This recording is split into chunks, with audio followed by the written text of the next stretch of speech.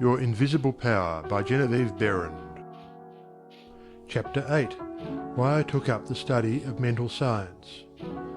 I have frequently been questioned about my reasons for taking up the study of mental science and as to the results of my search, not only in knowledge of principles but also in the application of that knowledge to the development of my own life and experience.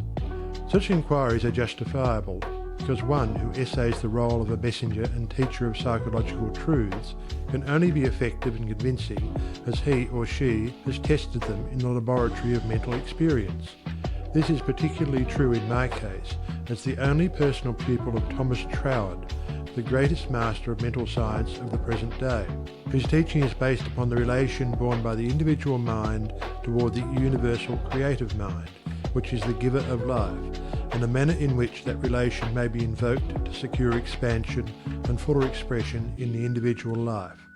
The initial impulse toward the study of mental science was an overwhelming sense of loneliness. In every life there must come some such experiences of spiritual isolations as, at that period, pervaded my life. Notwithstanding the fact that each day found me in the midst of friends, surrounded by mirth and gaiety, there was a persistent feeling that I was alone in the world. I had been a widow for about 3 years, wandering from country to country, seeking for peace of mind. The circumstances and surroundings of my life were such that my friends looked upon me as an unusually fortunate young woman.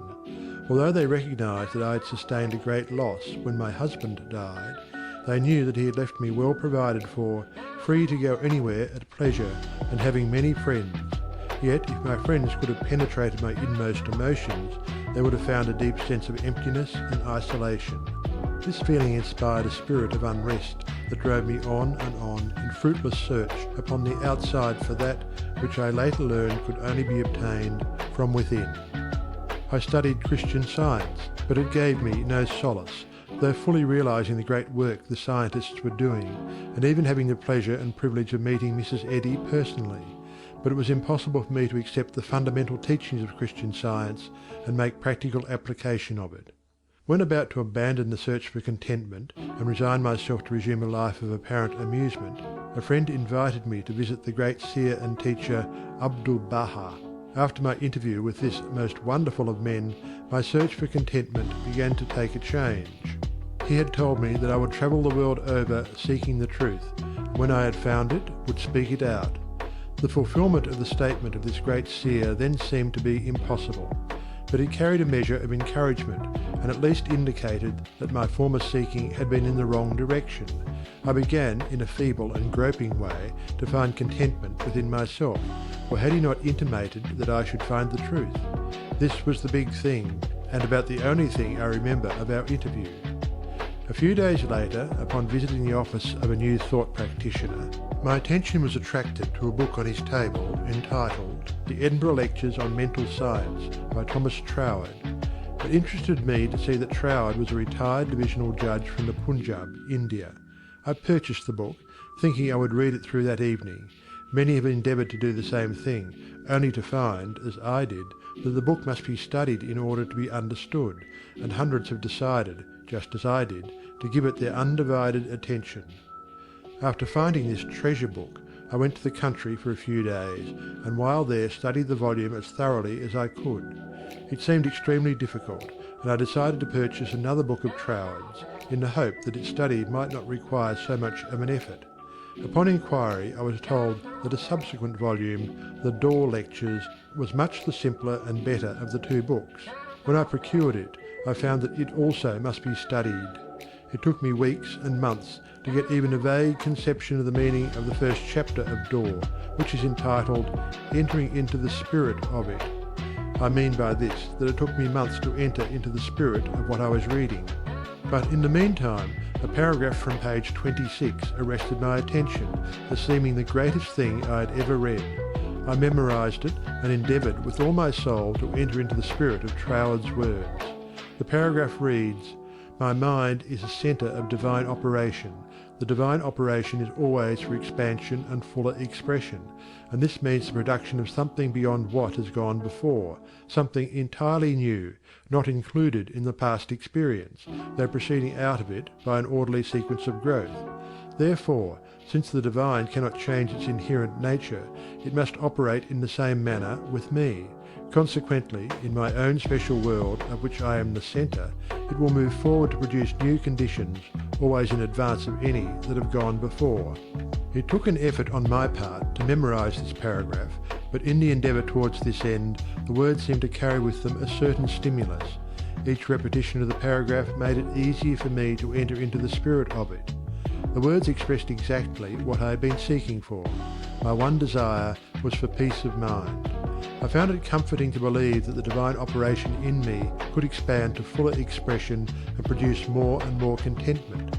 In fact, a peace of mind and a degree of contentment greater than I had ever known.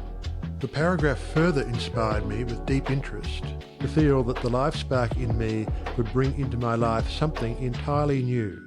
I did not wish to obliterate my past experience, but that was exactly what Troward said it would not do. The divine operation would not exclude my past experience, but proceeding out of them would bring some new thing that would transcend anything that I had ever experienced before. Meditation on these statements brought with it a certain joyous feeling. What a wonderful thing it would be if I could accept and sincerely believe, beyond all doubt, that this one statement of Troward's was true. Surely the divine could not change its inherent nature, and since divine life is operating in me, I must be divinely inhabited, and the divine in me must operate just as it operates upon the universal plane. This meant that my whole world of circumstances, friends and conditions would ultimately become a world of contentment and enjoyment of which I am the centre. This would all happen just as soon as I was able to control my mind, and thereby provide a concrete centre around which the divine energies could play. Surely it was worth trying for. If Troward had found this truth, why not I? This idea held me to my task. Later I determined to study with the man who had realised and given to the world so great a statement. It had lifted me from my state of despondency. The immediate difficulty was the need for increased finances.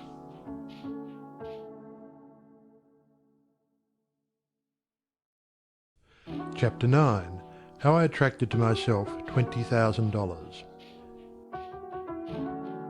In the laboratory of experience in which my newly revealed relation to divine operation was to be tested, the first problem was a financial one. My income was a stipulated one, quite enough for my everyday needs. But it did not seem sufficient to enable me to go comfortably to England where Troward lived, and remain for an indefinite period to study with so great a teacher as he must be. So before inquiring whether Troward took pupils, or whether I would be eligible in case he did, I began to use the paragraph I had memorised. Daily, in fact almost hourly, the words were in my mind. My mind is a centre of divine operation, and divine operation means expansion into something better than has gone before. From the Edinburgh lectures I had read something about the law of attraction, and from the chapter of Causes and Conditions I had gleaned a vague idea of visualising. So every night, before going to sleep, I made a mental picture of the desired $20,000. 20 $1,000 bills were counted over each night in my bedroom, and then, with the idea of more emphatically impressing my mind with the fact that this $20,000 was for the purpose of going to England and studying with Troward, I wrote out my picture, saw myself buying my steamer ticket, walking up and down the ship's deck from New York to London, and finally saw myself accepted as Troward's pupil. This process was repeated every morning and every evening, always impressing more and more fully upon my mind Troward's memorised statement. My mind is a centre of divine operations. I endeavoured to keep this statement in the back part of my consciousness all the time, with no thought in mind as to how the money might be obtained. Probably the reason why there was no thought of the avenues through which the money might reach me was because I could not possibly imagine where the $20,000 would come from. So I simply held my thoughts steady and let the power of attraction find its own ways and means. One day, while walking on the street, taking deep breathing exercises, the thought came, my mind is surely a centre of divine operation. If God fills all space, then God must be in my mind also.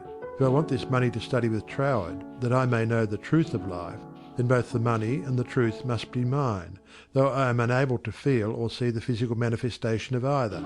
Still, I declared, it must be mine. While these reflections were going on in my mind, there seemed to come up from within me the thought, I am all the substance there is. Then from another channel in my brain the answer seemed to come. Of course, that's it. Everything must have its beginning in mind.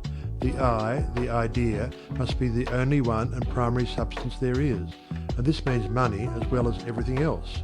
My mind accepted this idea, and immediately all the tension of mind and body was relaxed. There was a feeling of absolute certainty of being in touch with all the power life has to give. All thought of money, teacher, or even my own personality vanished in the great wave of joy which swept over my entire being. I walked on with this feeling of joy steadily increasing and expanding until everything about me seemed to glow with resplendent light. Every person I passed was illuminated as I was. All consciousness of personality had disappeared, and in its place there came that great and almost overwhelming sense of joy and contentment. That night, when I made my picture of the $20,000, it was with an entirely changed aspect. On previous occasions, when making my mental picture, I had felt that I was waking up something within myself. This time, there was no sensation of effort. I simply counted over the $20,000. Then, in the most unexpected manner, from a source of which I had no consciousness at the time, there seemed to open a possible avenue through which the money might reach me. At first, it took great effort not to be excited. It all seemed so wonderful, so glorious to be in touch with supply. But had not Troward cautioned his readers to keep all excitement out of their minds in the first flush of realization of union with infinite supply, and to treat this fact as a perfectly natural result that had been reached through our demand? This was even more difficult for me than it was to hold the thought that all the substance there is, I am, I, idea, and the beginning of all form, visible or invisible. Just as soon as there appeared a circumstance which indicated the direction through which the $20,000 might come, I not only made a supreme effort to regard the indicated direction calmly as the first sprout of the seed I had sown in the Absolute, but left no stone unturned to follow up that direction by fulfilling my part. By so doing, one circumstance seemed naturally to lead to another, until, step by step, my desired $20,000 was secured. To keep my mind poised and free from excitement was my greatest effort. This first concrete fruition of my study of mental science as expounded by Troward's book had come by a careful following of the methods he had outlined. In this connection, therefore, I can offer to the reader no better gift than to quote Troward's book, The Edinburgh Lectures, from which may be derived a complete idea of the line of action I was endeavouring to follow. In the chapter on causes and conditions, he says, "To get good results, we must properly understand our relation to the great impersonal power we are using. It is intelligent and we are intelligent, and the two intelligences must cooperate. We must not fly in the face of the law expecting it to do for us what it can only do through us. We must therefore use our intelligence with the knowledge that it is acting as the instrument of a greater intelligence. And because we have this knowledge we may and should cease from all anxiety as to the final result. In actual practice we must first form the ideal conception of our object with the definite intention of impressing it upon the universal mind. It is this thought that takes such thought out of the region of mere causal fancies, and then affirm that our knowledge of the law is sufficient reason for a calm expectation of a corresponding result, and that therefore all necessary conditions will come to us in due order. We can then turn to the affairs of our daily life with the calm assurance that the initial conditions are either there already or will soon come into view. If we do not at once see them, let us rest content with the knowledge that the spiritual prototype is already in existence and wait till some circumstance pointing in the desired direction begins to show itself. It may be a very small circumstance, but it is the direction and not the magnitude that is to be taken into consideration. As soon as we see it, we should regard it as the first sprouting of the seed sown in the Absolute, and do calmly and without excitement whatever the circumstances seem to require, and then, later on, we shall see that this doing will, in turn, lead to a further circumstance in the same direction, until we find ourselves conducted, step by step, to the accomplishment of our object. In this way, the understanding of the great principle of the law of supply will, by repeated experiences, deliver us more and more completely out of the region of anxious thought and toilsome labour, and bring us into a new world where the useful employment of all our powers, whether mental or physical, will only be an unfolding of individuality upon the lines of its own nature, and therefore a perpetual source of health and happiness, a sufficient inducement, surely, to the careful study of the laws governing the relation between the individual and the universal mind. To my mind, then as now, this quotation outlines the core and centre of the method and manner of approach necessary for coming in touch with infinite supply. At least it, together with the previously quoted statement, "My mind is a centre of divine operation," etc., constituted the only apparent means of attracting to myself the $20,000. My constant endeavour to get into the spirit of these statements and to attract to myself this needed sum was about 6 weeks, at the end of which time I had in my bank the required $20,000. This could be made into a long story, giving all the details, but the facts, as already narrated, will give you a definite idea of the magnetic condition of my mind while the $20,000 was finding its way to me. Chapter 10. How I became the only personal pupil of the greatest mental scientist of the present day. As soon as the idea of studying with Troward came to me, I asked a friend to write to him for me, feeling that perhaps my friend could put my desire in better or more persuasive terms than I could employ. To all the letters written by this friend I received not one reply. This was so discouraging that I would have completely abandoned the idea of becoming Troward's pupil, except for the experience I had that day on the street when my whole world was illuminated, and I remembered the promise, "All things whatsoever thou wilt, believe thou hast received, and thou shalt receive." With this experience in my mind, my passage to England was arranged, notwithstanding the fact that apparently my letters were ignored. We wrote again, however, and finally received a reply, very courteous, though not very positive. Troward did not take pupils. He had no time to devote to a pupil. Notwithstanding this definite decision, I declined to be discouraged because of the memory of my experience upon the day when the light and the thought came to me, "I am all the substance there is."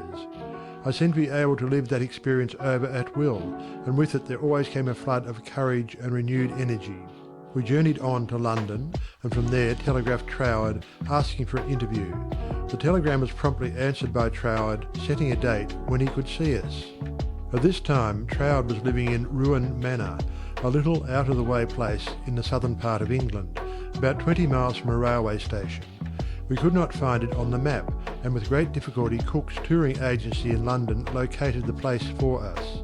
There was very little speculation in my mind as to what Troward would say to me in this interview. There always remained the feeling that the truth was mine, also that it would grow and expand in my consciousness until peace and contentment were outward as well as inward manifestations of my individual life. We arrived at Troward's house in a terrific rainstorm and were cordially received by Troward himself, whom I found, much to my surprise, to be more the type of a Frenchman than an Englishman. I afterwards learned that he was a descendant of the Huguenot race. A man of medium stature, with rather a large head, big nose, and eyes that fairly danced with merriment. After we had been introduced to the other members of the family and given a hot cup of tea, we were invited into the living room, where Troward talked very freely of everything except my proposed studies. It seemed quite impossible to bring him to that subject. Just before we were leaving, however, I asked quite boldly, "Will you not reconsider your decision to take a personal pupil? I wish so much to study with you."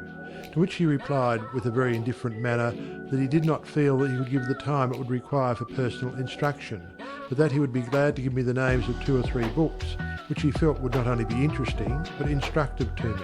He said he felt much flattered and pleased that I had come all the way from America to study with him, and as we walked out through the lane from his house to our automobile, his manner became less indifferent. A feeling of sympathy seemed to touch his heart, and he turned to me with the remark, "You might write to me, if so inclined, after you get to Paris, and perhaps, if I have time in the autumn, we could arrange something, though it does not seem possible now." I lost no time in following up his very kind invitation to write. My letters were all promptly and courteously answered, but there was never a word of encouragement as to my proposed studies. Finally, about 2 months later, there came a letter with a question in it. What do you suppose is the meaning of this verse in the 21st chapter of Revelation? 16. And the city lieth foursquare, and the length is as large as the breadth. And he measured the city with the reed, 12,000 furlongs.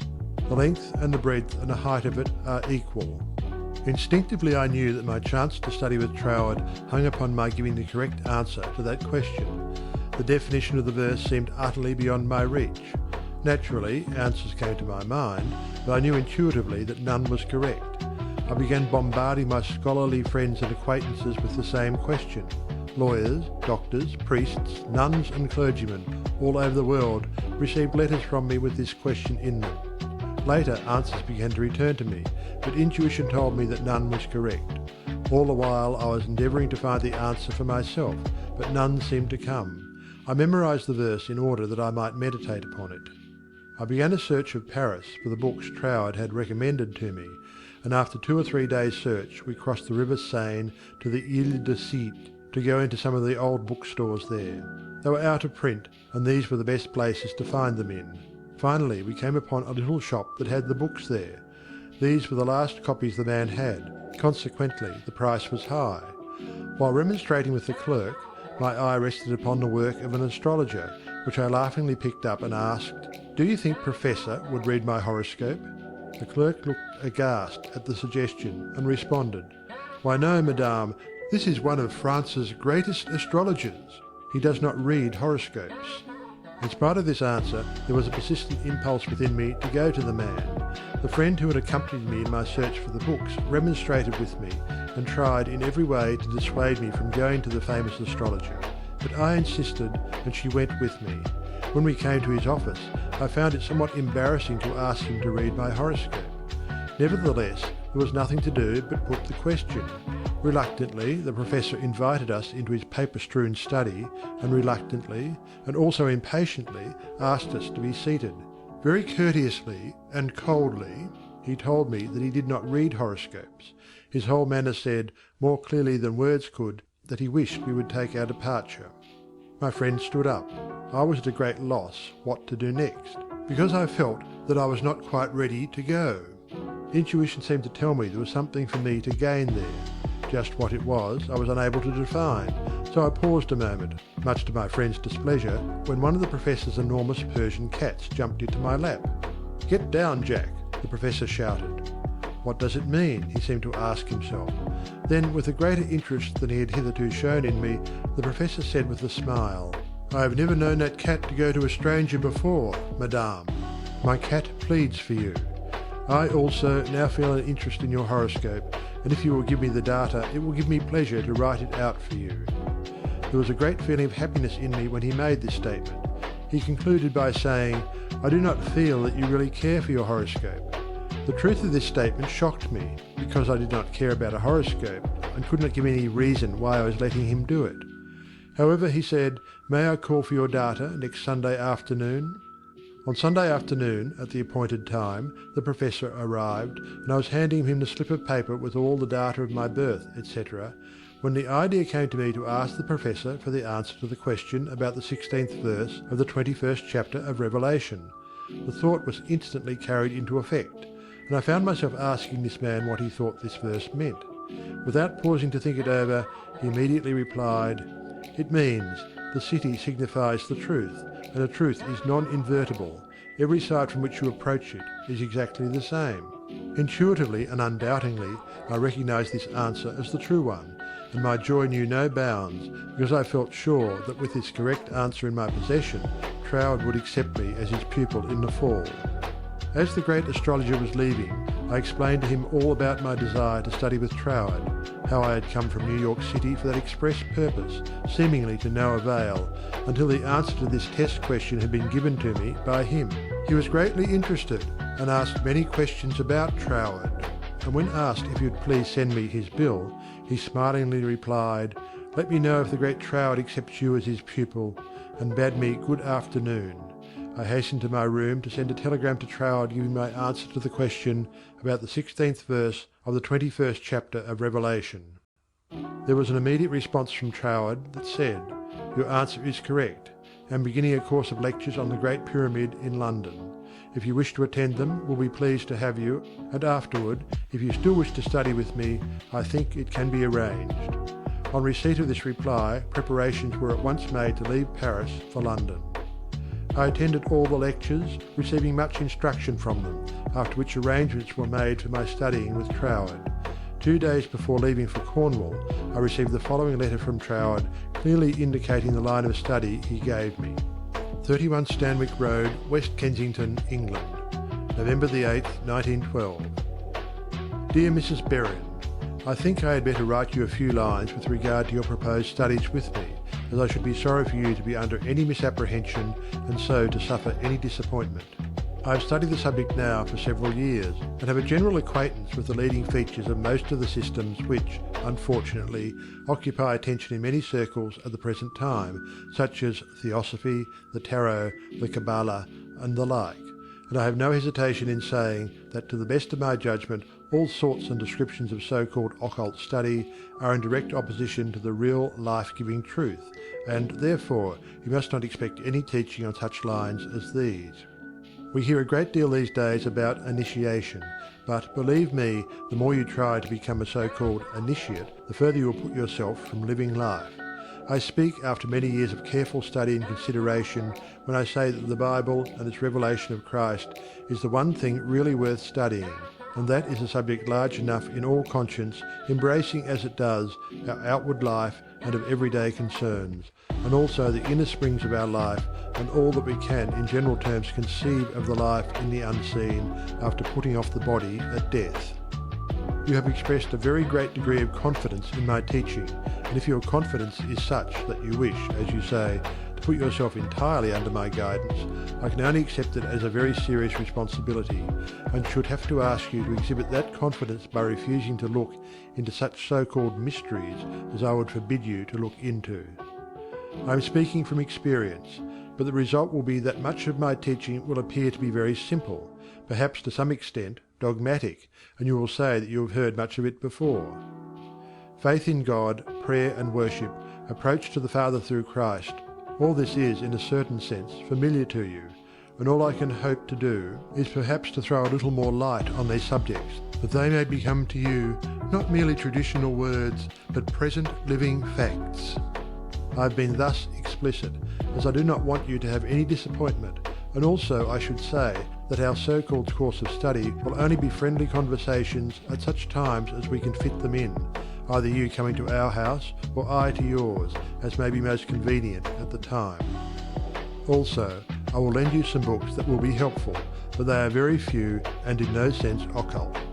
Now, if all this falls in with your ideas, we shall, I am sure, be very glad to see you at Ruin Manor, and that you will find that the residents there, though few, are very friendly, and the neighbourhood very pretty. But on the other hand, if you feel you want some other source of learning, do not mind saying so, only you will never find any substitute for Christ. I trust you will not mind my writing you like this, but I do not want you to come all the way down to Cornwall and then be disappointed. With kindest regards, yours sincerely, signed, T. Troward. This copy of Troward's letter, to my mind, is the greatest thing I can give you. Chapter 11. How to bring the power in your word into action. In your every word there is the power germ that expands and projects itself in the direction your word indicates, and ultimately develops into physical expression. For example, you wish to establish joy in your consciousness. Just repeat the word joy secretly, persistently, and emphatically. The joy germ begins to expand and project itself until your whole being is filled with joy. This is not a mere fancy, but a truth. Once you experience this power, you will daily prove that these facts have not been fabricated to fit a theory, but the theory has been built up by careful observation of facts. Everyone knows that joy comes from within. Another may give you cause for joy, but no one can be joyous for you. Joy is a state of consciousness, and consciousness is purely, Troward says, mental. Mental faculties always work under something which stimulates them, and this stimulus may come either from without, through the external senses, or from within, by the consciousness of something not perceptible on the physical plane. The recognition of this interior source of stimulus enables you to bring into your consciousness any state you desire. Once a thing seems normal to you, it is as surely yours through the law of growth and attraction as it is yours to no addition after you have the conscious use of figures. This method of repeating the word makes the word in all its limitless meaning yours, because words are the embodiment of thoughts, and thought is creative, neither good nor bad, simply creative. This is the reason why faith builds up and fear destroys. Only believe and all things are possible unto you. It is faith that gives you dominion over every adverse circumstance or condition. It is your word of faith that sets you free, not faith in any specific thing or act, but simple faith in your best self in all ways. It is because of this ever-present creative power within the heart of the word that makes your health, your peace of mind, and your financial condition a reproduction of your most habitual thought. Try to believe and understand this, and you will find yourself master of every adverse circumstance or condition, a prince of power. Chapter 12. How to increase your faith. But, you ask, how can I speak the word of faith when I have little or no faith? Every living thing has faith in something or somebody. It is the quality of the creative energy in the positive faith thought which gives it vitality, not the form it takes. Even intense fear is alive with faith. You fear smallpox because you believe it possible for you to contract it. You fear poverty and loneliness because you believe them possible for you. It is your habitual tendency of thought that reappears in your mind, your body and your affairs, not the occasional thought upon some specific line or desire. It is the faith which understands that every creation had its birth in the womb of thought words that gives you dominion over all things, your lesser self included, and this feeling of faith is increased and intensified through observing what it does. This observation is the observation of your state of consciousness when you did, not when you hoped you might, but feared it was too good to be true. How did you feel that time when you simply had to bring yourself into a better frame of mind and did, or you had to have a certain thing and got it? Live these experiences over again and again, mentally, until you really feel in touch with the self that knows and does, and the best there is yours. Chapter 13. The Reward of Increased Faith. Because you have expanded your faith into the faith and laws of the universe that know no failure, your faith in the best of yourself, the principle of life in you, has brought you into conscious realization that you are not a victim of the universe, but a part of it. Consequently, there is that within yourself which is able to make conscious contact with the universal principle of law and power, and enables you to press all the particular laws of nature, whether visible or invisible, into serving your particular demand or desire, and thereby you find yourself master, not a slave, of any situation. Troward tells us that this mastering is to be accomplished by knowledge, and the only knowledge which will afford this purpose, in all its measureless immensity, is the knowledge of the personal element in universal spirit, and its reciprocity to our own personality.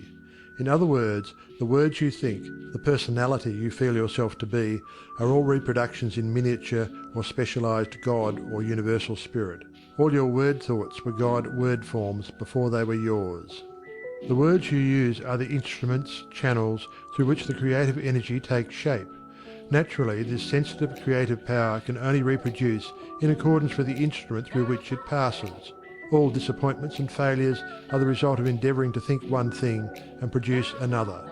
This is just as impossible as it would be for an electric fan to be used for lighting purposes, or for water to flow through a crooked pipe in a straight line. The water must take the shape of the pipe through which it flows.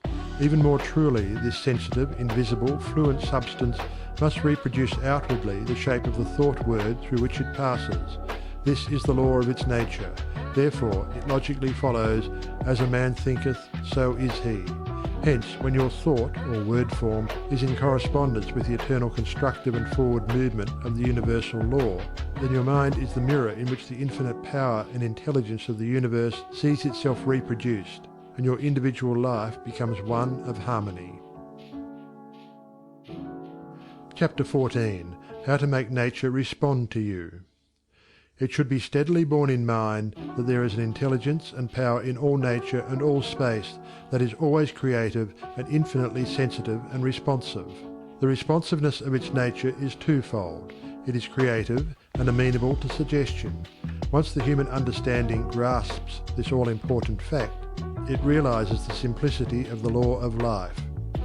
All that is necessary is to realize that your mind is a center of divine operation and consequently contains that within itself which accepts suggestions, and expect all life to respond to your call, and you will find suggestions which tend to the fulfillment of your desire coming to you, not only from your fellow men, but also from the flowers, the grass, the trees, and the rocks, which will enable you to fulfill your heart's desire if you act upon them in confidence on this physical plane.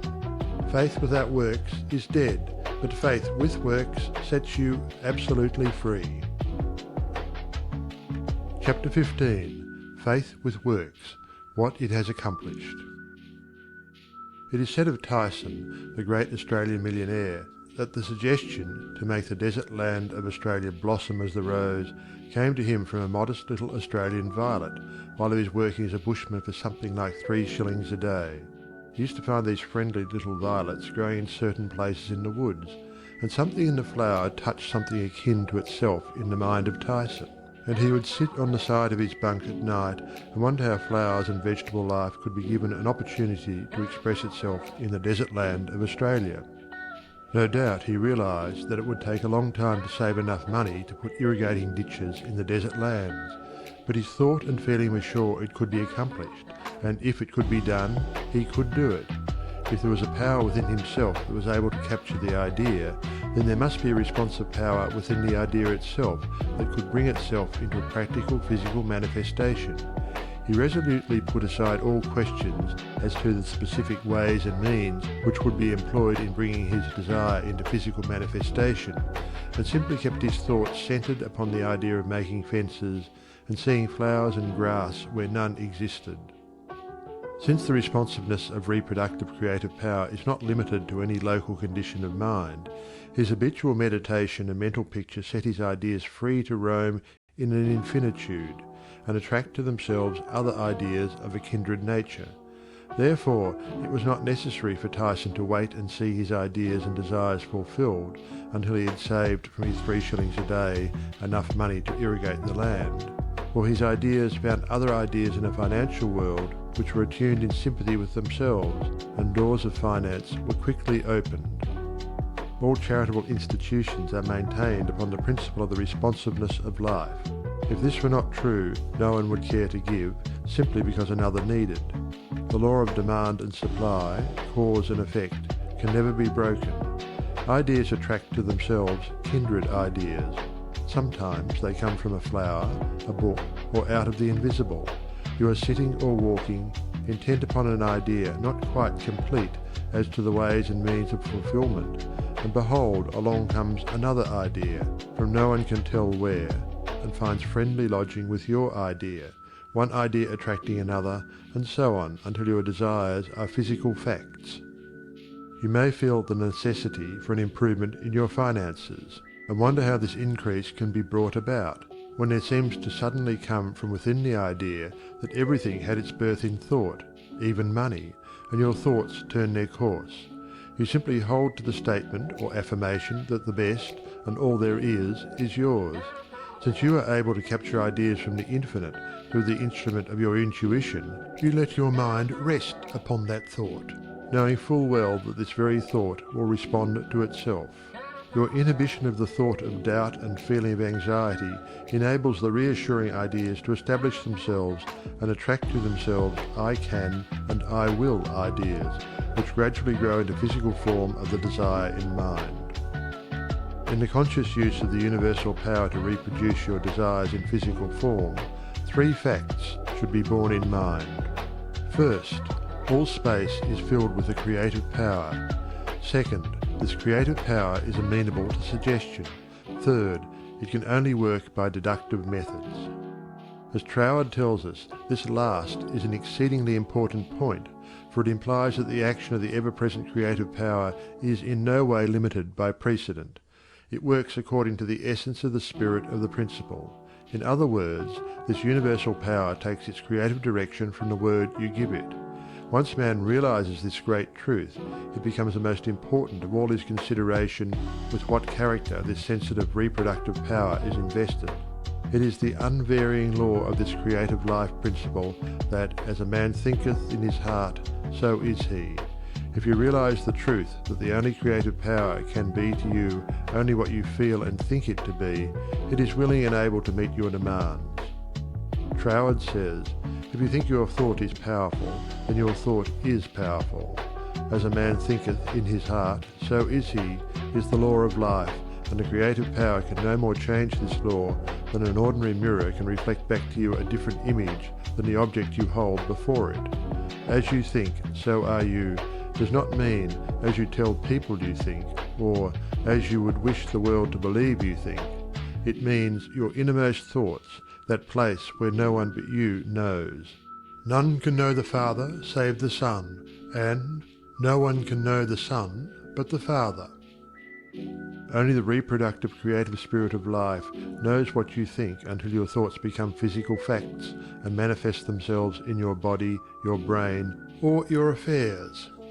Then everyone with whom you come in contact may know, because the Father, the intelligent creative energy which heareth in secret, hears your most secret thoughts, rewards you openly, reproduces your thoughts in physical form. As you think you know, that is what you become, should be kept in the background of your mind constantly. This is watching and praying without ceasing. And when you are not feeling quite up to par physically, pray. Suggestions as to how to pray or ask, believing you have already received. Scientific thinking, positive thought. Suggestions for practical application. Try, through careful, positive, enthusiastic, though not strenuous, thought, to realize that the indescribable, invisible substance of life fills all space, that its nature is intelligent, plastic, subjective substance. 5 o'clock in the morning is the best time to go into this sort of meditation. If you will retire early every night for 1 month, before falling asleep, impress firmly upon your subjective mind the affirmation, "My Father is the ruler of all the world and is expressing his directing power through me." You will find that the substance of life takes form in the moulds of your thoughts. Do not accept the above suggestion simply because it is given to you. Think it over carefully until the impression is made upon your own subconscious mind understandingly. Rise every morning, as was suggested before, at 5 o'clock.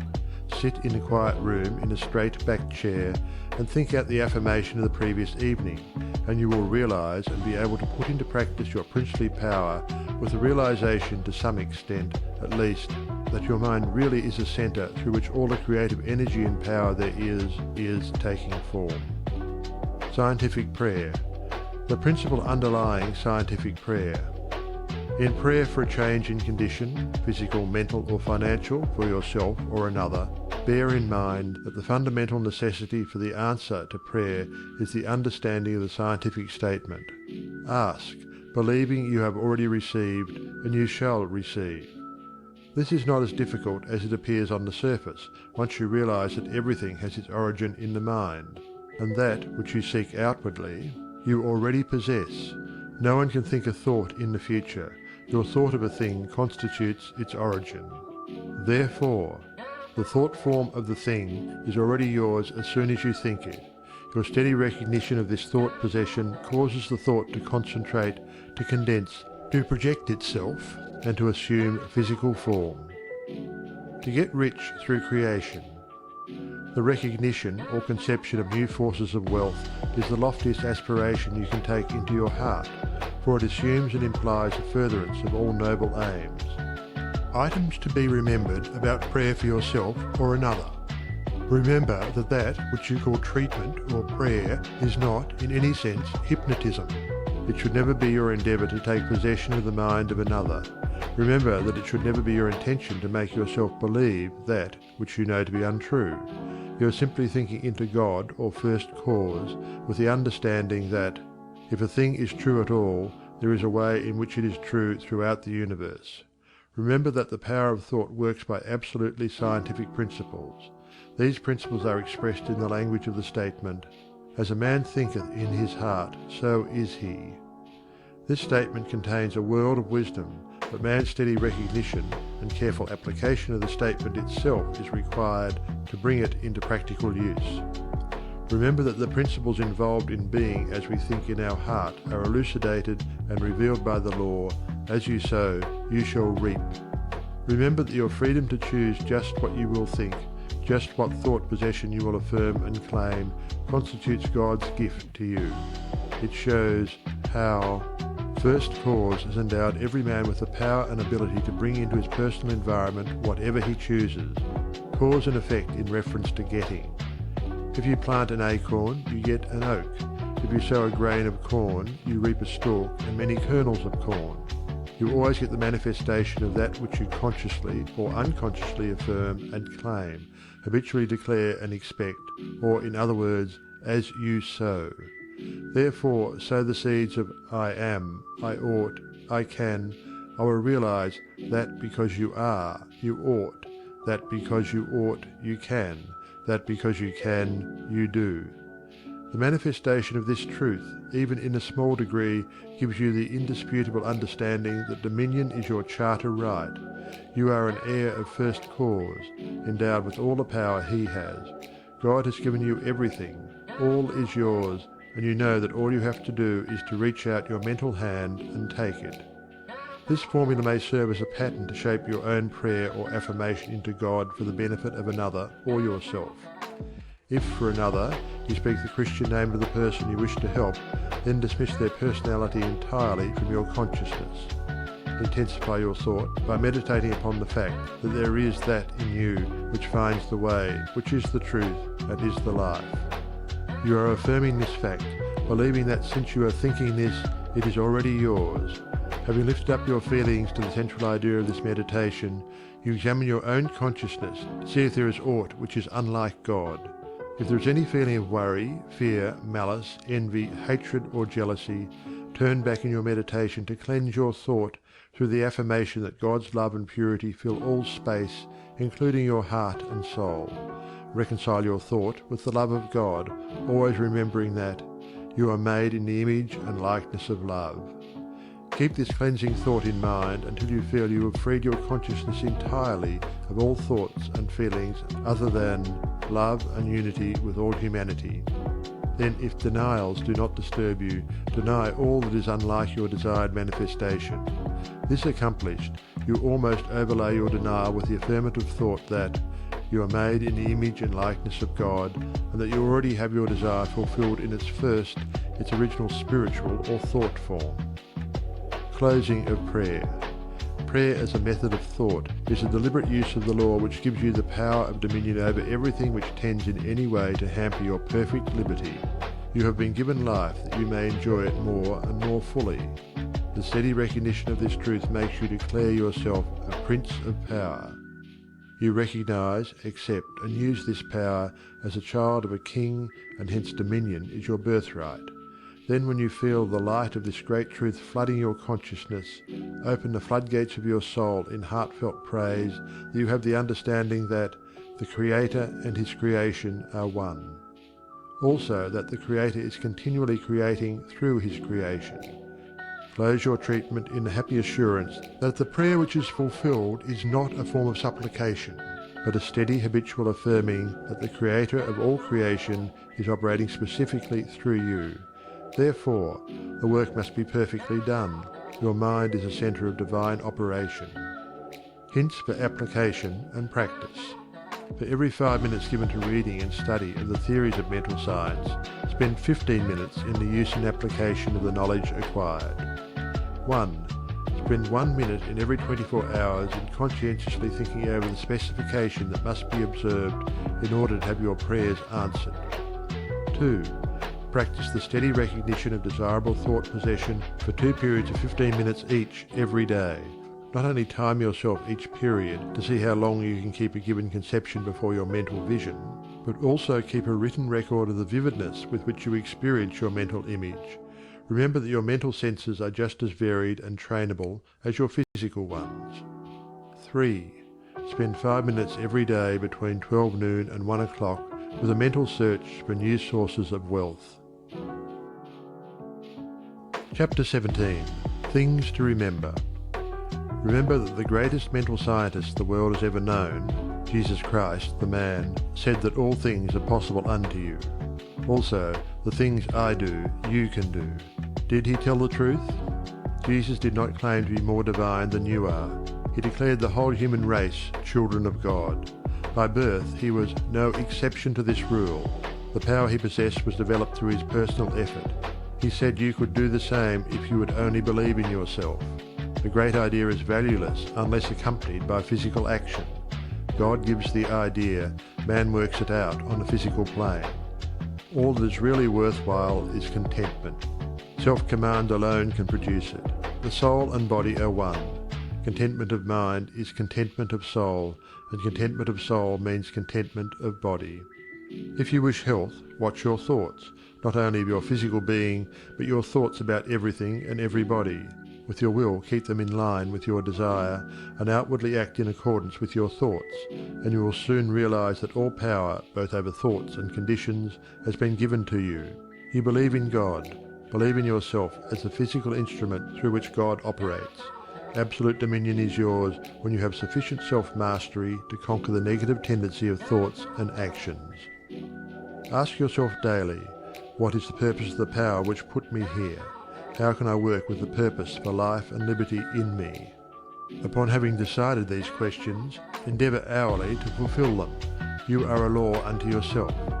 If you have a tendency to overdo anything, eat, drink, or blame circumstances for your misfortune, conquer that tendency with the inward conviction that all power is yours outwardly.